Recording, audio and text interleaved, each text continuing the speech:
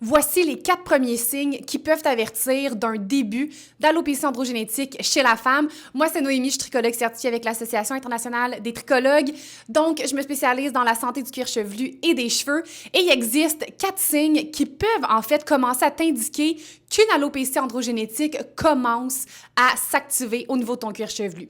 Le premier signe, en fait, c'est vraiment l'affinement de ta séparation. C'est-à-dire que tu commences à voir que ta séparation commence tranquillement à s'élargir et tu commences à voir ton cuir chevelu au travers de tes cheveux, ce qui n'était pas le cas avant.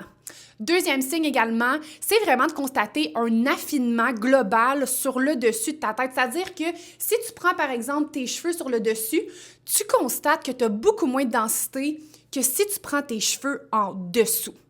Ensuite, un autre symptôme qu'on voit fréquemment, qui est souvent un des premiers, c'est en fait avoir mal au cuir chevelu, une sensibilité sur le dessus de ta tête. C'est pas nécessairement que tu as mal à la peau de ton cuir chevelu, mais tu sens en fait un genre de tiraillement ou une genre de douleur au niveau de ton cuir chevelu qui semble être de l'intérieur. Donc, c'est en fait souvent une indication qu'il y a une activité androgénique qui commence à se faire.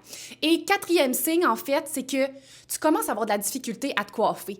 Quand tu te fais des couettes, quand tu veux te faire, par exemple, des petits chignons bas, bien, tu constates notamment que tes couettes ou tes chignons sont plus fins, tu as moins de densité, mais ça commence à être un petit peu plus difficile parce que quand tu amènes tes cheveux en arrière, tu commences à voir un petit peu plus tes cheveux au travers, tu commences à voir en fait ton cuir chevelu sur le dessus, donc ça devient plus complexe, trouver une coiffure qui fait de l'allure. Et ce qui vient avec tout ça en fait, c'est vraiment une perte de volume qui se remarque, c'est-à-dire que tu constates que tu as moins de corps, moins de volume sur le dessus de ta tête, ce qui n'était pas nécessairement le cas avant.